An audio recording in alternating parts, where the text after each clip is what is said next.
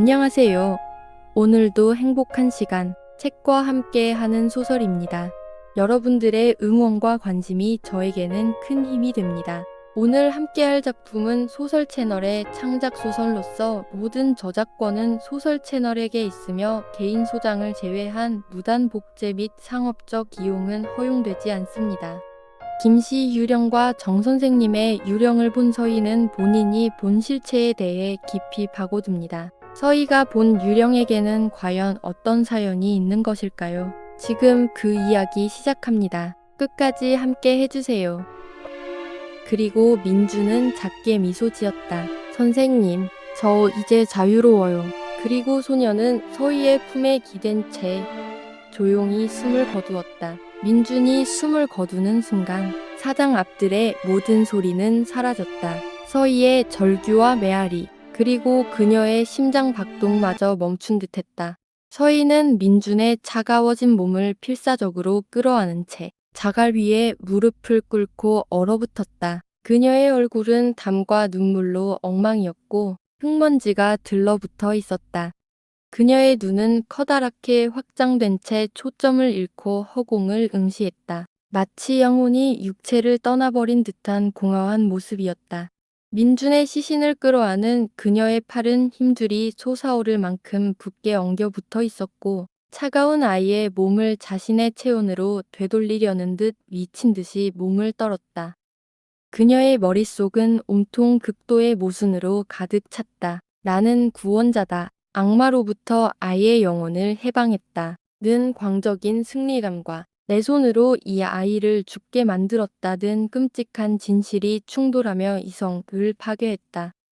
그녀의 흰 블라우스에는 민준의 몸을 끌어안는 과정에서 묻은 흙먼지와 붉은 핏자국이 섬뜩하게 흩뿌려져 그녀를 아이를 해한 광인처럼 보이게 했다. 그녀는 민준의 입가에 남아있는 작은 미소를 보며 히스테릭하게 웃다가 곧 통곡하는 모습을 반복했다. 그녀의 웃음과 울음만이 사당 앞들의 묵은 침묵을 지더발기는 유일한 소리였다. 서희의 호롱불은 이미 쓰러진 채 희미하게 연기를 피우며 꺼져가고 있었다. 사당 앞들을 감싸는 차가운 새벽 공기와 서희의 광기에 찬 열기만이 극명하게 대비되었다. 그녀는 유령과의 싸움에서 이겼는지 몰라도 이 세상에서 설 자리를 완전히 잃었음을 온몸으로 증명하고 있었다.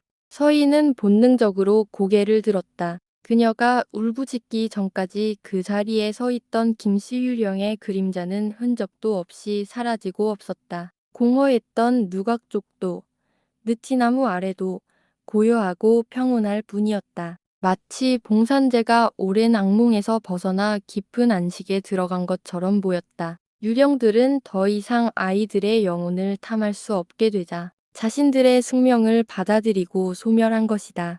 하지만 봉산제가 되찾은 고요는 서희에게 안식이 아닌 영원히 깨지지 않을 고립을 의미했다. 유령은 사라졌지만 죽은 아이와 자신을 둘러싼 현실의 공포는 더욱 거대해졌다. 날이 밝아오자 서희는 민준의 시신을 안은 채 소슬대문 앞에 쓰러져 있었다. 이도현 가주가 서울에서 사람들을 보내 봉산제에 도착했을 때 그들이 마주한 것은 핏자국과 흙먼지로 얼룩진 채 광기 어린 눈빛으로 죽은 아이를 끌어안고 있는 윤서희의 모습이었다. 이도현 가주가 보낸 사람들이 서희에게 다가섰을 때 서희는 민준의 시신을 놓지 않으려 필사적으로 저항했다. 그녀의 얼굴은 흙과 눈물 그리고 광적인 확신으로 일그러져 있었고 그녀의 입에서는 나는 구원자다. 악마가 사라졌다. 는 히스테릭한 외침만이 터져나왔다. 이도현 측 사람들은 그녀를 미친 여자로 치부하며 그녀의 저항을 폭력적으로 제압했습니다. 서희의 손발은 거친 포승줄에 묶였고 그녀는 강제로 봉산제의 소슬대문을 통과해야 했다. 마지막 순간 서희의 눈은 봉산제에 침묵하는 안들을 훑었다. 그곳에는 민지가 홀로 서 있었다.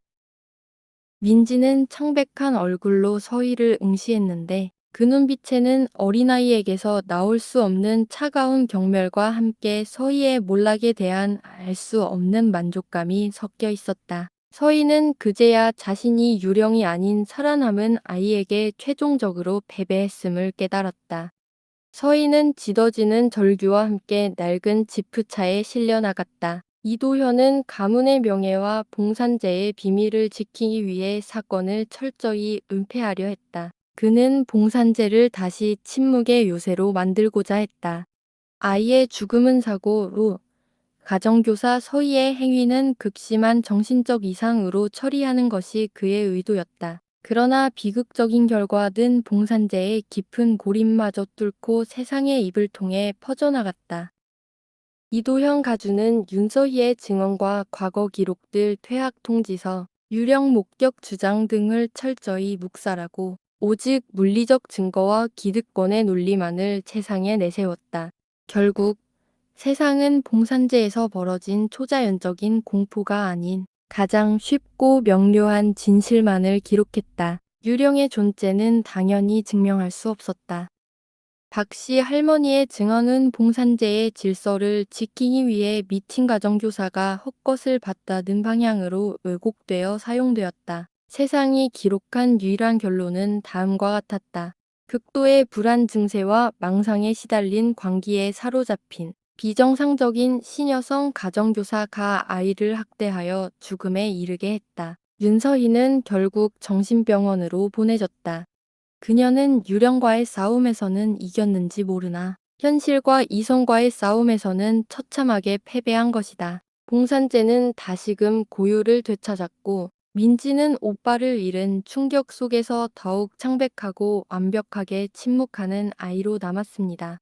윤서희는 정신병원에서 자신이 봉산제의 죄악으로부터 아이를 구원했노라고 끊임없이 주장했지만 세상은 그녀의 말을 미친 여자의 헛소리로만 치부했다. 수개월 후 서희는 병실에서 멍하니 창밖을 보다가 문득 민준의 마지막 속삭임과 자개장에 대한 이야기가 하나의 조각처럼 맞춰지는 섬뜩한 깨달음을 얻었다. 선생님, 저 이제 자유로워요. 저 자개장 안에 누군가의 보물이 숨겨져 있어요. 김씨 아저씨가 아직은 열지 말라고 했어요. 선생님이 혼자일 때 열어보라고 하셨어요. 서희는 자신이 유령과의 싸움에 매몰되어 가장 중요한 단서를 놓쳤음을 깨달았다. 그녀는 필사적으로 병원 관계자에게 봉산제 자개장을 열어보라 고 소리쳤다. 서희의 발작적인 외침에도 불구하고 세상은 움직이지 않았지만 봉산제의 자개장 안에 숨겨져 있던 것은 보물이 아니었다. 그것은 김씨 집사가 가주 이도현의 선대에게 처벌받기 직전 자신이 죽게 될 것을 예견하고 숨겨놓은 증거였다. 봉투 속에는 김씨가 가문의 공금을 횡령하고 주인에게 불리한 비밀을 알고 있음을 암시하는 오래된 장부 조각과 아이들 민준에게 준 금품의 기록이 들어 있었다. 유령 김씨 은서희에게 자신이 억울하게 죽었으며 자신의 명예를 회복해줄 증거를 찾도록 유인하려 했던 것이다. 결국 윤서희는 유령을 본 것 자체가 망상이 아니었음을 깨달았다. 김씨 유령은 자신의 영혼을 정화시키기 위해서가 아니라 자신의 억울한 죽음을 세상에 고발하기 위해 민준과 서희를 이용했던 것이다. 서희는 아이의 영혼을 구원했다는 착각에 갇힌 채 광기에 침몰했지만 공산제의 아이들 민준과 민지은 유령의 존재를 알고도 그것을 이용하거나 혹은 유령의 악의에 무감각해진 채 침묵을 지키는 더욱 섬뜩한 존재였던 것이다. 공산제는 다시 고요해졌다. 주인 가문은 침묵으로 모든 것을 덮었고 낡은 자개장은 여전히 그 비밀을 간직한 채 별채 복도에 놓여 있다. 윤서희의 비극은 봉산제에 대한 외부인의 개입은 결국 파멸로 끝난다는 묵시적인 경고만을 남긴 채 영원한 미스터리로 봉인되었다. 봉산제의 비밀은 어쩌면 피해자들만 있는 소설인 것 같다는 생각을 소설을 집필하면서 느꼈습니다. 이도현 또한 선대의 잘못으로 인한 피해자가 아닌지 생각하며 글을 마칩니다. 다음 영상에서는 또 다른 재미가 있는 창작 소설로 찾아뵙겠습니다. 끝까지 함께 해주셔서 감사합니다.